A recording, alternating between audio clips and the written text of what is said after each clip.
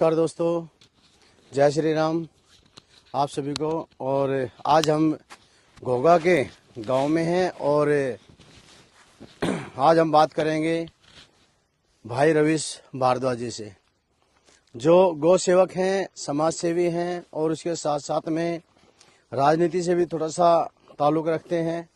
लेकिन उसके साथ साथ सबसे ज़रूरी चीज़ होती है समाज सेवा। और उसके साथ साथ में जो रवीश भाई है वो युवा हैं और अब चुनाव भी हैं दिल्ली के अंदर, तो क्या कुछ सोच है, आज इस पर भी बातें करेंगे। और भाई रवीश जी हैं। भाई रवीश जी, राम राम। सबसे पहले तो आपको राम राम जी। आज खेता में हमने ढूंढा था, काफ़ी जगह तलाश करा, लेकिन भाई मिला नहीं। फिर मैं कहा अभी चलो खेता में देखते हैं, कहीं ना कहीं पाओगे जरूर। हाँ, आज शनिवार का दिन था तो बच्चों के साथ थोड़ा फैमिली के साथ भी टाइम देते हैं, तो यहीं पे खेत में ही अपने खेत हैं सारे। बहुत बढ़िया। क्या बोरा क्या है? ये इसमें धान की खेती, गेहूं की खेती अभी तो किसी को दे रखा है। हाँ। तो वैसे घूमने आ जाता हूँ। अच्छा। हाँ जी। तो आप भी खेती करते हैं? नहीं, अब नहीं करते जी। अच्छा, अभी तो खाली आपने दे रखा है किसी को बटाई पे? हाँ, विचार है अब जो नई खेती चालू होगी, नई फसल आएगी तो वो खुद ही करेंगे अब? नहीं, इस खेत में जो है ना, हाँ, मतलब खेल का ग्राउंड बनाने की और युवाओं के लिए। अखाड़ा। हाँ, 8-10 गायें बांध लेंगे अपनी। युवाओं के लिए। हाँ, युवा आओ, बुढ़े आओ, कोई आओ।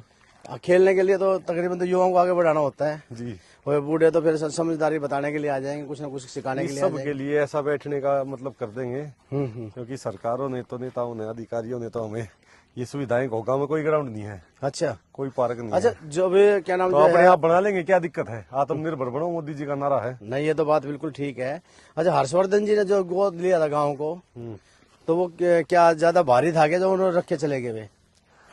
भाई गोद लिया था, गोद वो ही लिया करे, गोद ले वो जो वो सोतेला होया करे। अच्छा, तो तो सोतेले की सौतेला व्यवहार करके चले गए वो। सोतेला व्यवहार करके चले गए।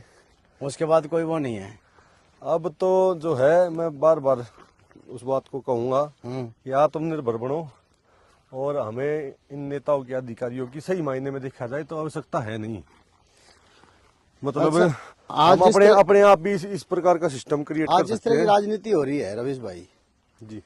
देखो हम खेत में हैं, वैसे जो किसान भी जो है कुछ प्रदर्शन करते हैं और युवा भी बार बार कहते हैं रोजगार नहीं है, ये नहीं है, तो कैसा लगता है?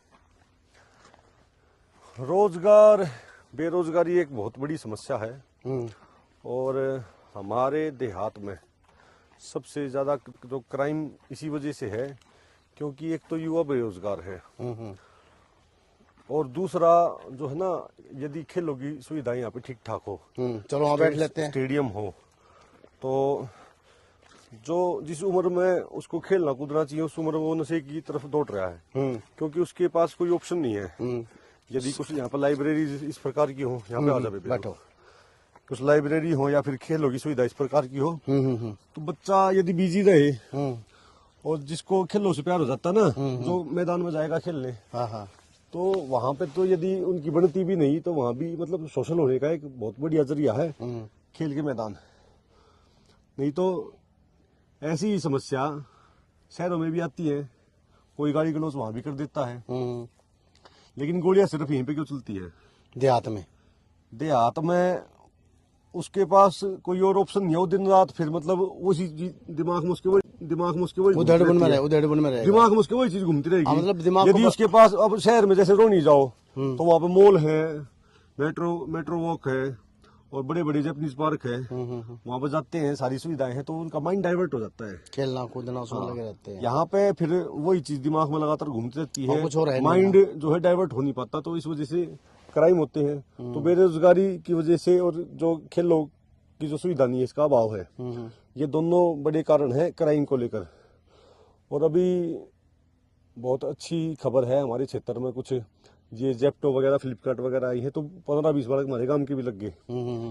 तो आशा है कि अब मेट्रो का जैसे ऐलान हुआ है, पास हो गई मेट्रो अब फाइनली, तो यहाँ पर कुछ रोजगार के साधन बढ़ेंगे, कुछ यहाँ पर बड़ी कंपनियां आएंगी, डेवलप होगा यहाँ थोड़ा बहुत। हाँ, तो रोजगार बढ़ेगा तो क्राइम भी ऑटोमेटिक ये सारे बदमाश भी तो पीसा के ऊपर बदमाश बन रहे हैं, वे थोड़ी ना किसी और कारण है उनका। जित टोटा हावड़े जूत बाज जा रहे, जब पैसा आ जाएगा टोटा खत्म हो जाएगा तो उनका जूत बाजना अपने आप बंद है। सही बात है। तो अच्छा, एक चीज और, मैं जैसे अभी आज स्वास्थ्य के ऊपर बात करें हम जी, तो स्वास्थ्य के लिए अगर देखें तो स्वास्थ्य को हमारे गांव में डिस्पेंसरी थी, डिस्पेंसरी भी नहीं है हमारे गांव में। सन्नौठ गांव में डिस्पेंसरी है तो डॉक्टर नहीं है।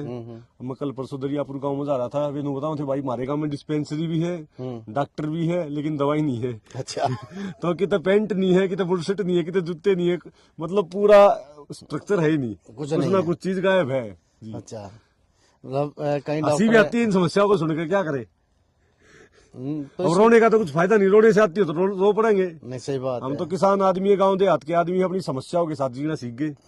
अच्छा, जिस तरह से अभी जो अपना हरिश्चंद्र अस्पताल है जी, इसमें भी आप गए थे, आपने भी एक बेचारे राहगीर को जो एक्सीडेंट हो गया था उसको ले क्या करूं। अब मैं आप हो सकता आप ये सवाल पूछते, लेकिन मैं पहला स्टार्ट हो गया। अब उनका मैं इंटरव्यू देख रहा था, उसने नीतू सीज ने भी लिया है और राजेश खत्री बड़े भाई अपने, उन्होंने भी उनका इंटरव्यू लिया था। अच्छा, आपने भी करा है। वे बार बार एक बात को कह रहे हैं कि 20 साल की राजनीति, 20 साल का पॉलिटिकल कैरियर है, इतनी जल्दी खत्म कैसे कर दूं, इतनी जल्दी खत्म कैसे कर दूं।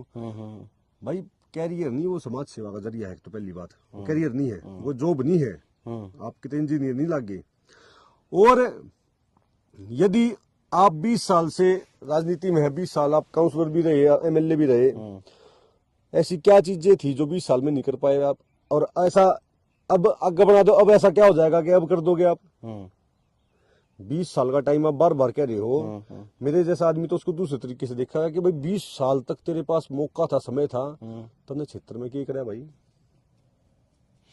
10 साल तो निगम पार्षद ही थे। 10 साल निगम पार्षद रहे और एक बार विधानसभा जी आ रहे थे। 10 साल, अब उसके बाद 10 साल विधायक है। अब मैं कुछ भी को ना, मैं जब भी कितने भी बेटा पाट जा, मैं अपने पीछे अपनी गोश्त कर दूं, नाली वाली छोटे मोटे गड्ढे तो मैं अपने पीछे दे करवा दूं।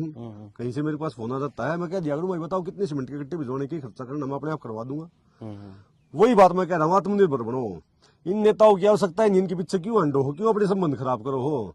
ये अपना पेट भरने के लिए है, इनके पेट बहुत बड़े बड़े हैं, बहुत मोटे मोटे हैं, इनकी भूख कभी खत्म नहीं होगी। इनके अंदर समाज के प्रति, क्षेत्र के प्रति कोई दया नहीं है, कोई इनके अंदर कोई ऐसा एजेंडा नहीं है इनके अंदर। इनको ये जो होर्डिंग पोस्टर, जो टिकट पैसे देकर टिकट लेकर होंगे, इन्वेस्टमेंट है। जनता इतनी बेवकूफ तो नहीं होनी चाहिए, इतना मानसिक विकलांगता कि भाई पैसे देकर जो आदमी इतने होर्डिंग पोस्टर लगवा कर इतने लाखों करोड़ रुपए खर्च करके ईब मतलब वृंदावन भी फ्री में भेजा। भाई पिछले साल वृंदावन कितना वो छुट्टी जा रहा था, पिछले साल नहीं था वृंदावन उड़े, ईब लोग कंबल बांटे, ट्रैक सूट बांटे हैं। भाई पिछले साल चढ़ा नहीं पड़ा था। ईब से यो ईब अपने आप भी जो है नेताओं ने अपने पर्सनल आदमी हायर कर रखे हैं सफाई कराने ताई। ये चीज पहला नहीं ध्यान ही, मतलब ये इनको ऐसा लगता है कि हम नहीं समझते कि ये चुनाव में ही ड्रामा क्यों हो रहा है। पानी फ्री पट रहा और फिर एक रवीश भारद्वाज भी है क्षेत्र में, जो 24/7 12 मास कहीं भी समाज में कहीं भी कोई समस्या हो जाती है, मेरे को पता चलता है, मैं वहां पहुंचता हूँ। जितना मेरे से हो सके, ना तो कोई 2 नंबर का काम करता जी, ठीक है ना, और ना कोई धदमाया इतनी मेरे पास आपात संपत्ति कि मैं सब क्या नवा दूं, लेकिन अपना 100% देता हूँ कि हाँ भाई मेरे बस की जितना हमने वो कर दिया, ठीक है ना। सब अपना 100% देने लग जा। अब जिन लोगों की, तो ये नेता जो इस तरह की अपनी मनमर्जी कर जाते हैं, इसमें किसको दोषी मानते हो आप? और फिर उसके बाद जो है क्या ना, वहाँ कुछ डॉक्टरों से कहा सुनी भी हुई थी, तो उनकी लापरवाही की वजह से तो क्या रहा वहां पे, तो सबको पता ही है जो भी कुछ हुआ था। वो बात तो खैर चलो पुरानी होगी लोगों के लिए, लेकिन मैं उसको कभी भूलने नहीं दूंगा, मैं नहीं भूलूंगा कभी। और उसके बाद अपने माननीय सांसद श्री योगेंद्र चंदोलिया जी भी वहां पर गए थे, तो उन्होंने भी पूरा उसको एक पर्दाफाश किया था, एक्सपोज किया था कि भाई देखो किस प्रकार की सुविधाएं यहाँ पे, किस प्रकार का लचरपन है। अभी 3-4 दिन पहले भी मेरे पास फोन आया था सुबह, अपने सिकंदर जी हैं यहाँ से सिंगोला गांव से, एडवोकेट है हाई कोर्ट सुप्रीम कोर्ट, बड़े अधिवक्ता हैं। तो वे वहाँ पे किसी को एक्सीडेंटल केस में सड़क से उठा कर ले गए थे, तो उन्होंने बताया 1.5 घंटे तक वहाँ पे किसी ने देखा नहीं, कोई डॉक्टर ही नहीं था। अच्छा। तो खुद उनको फिर मतलब जाना तो उनको कोर्ट में था, लेकिन फिर उसको दूसरे अस्पताल में लेके गए, यहाँ पे हरियाणा की तरफ कोई बताया था, उनसे मिलने गए।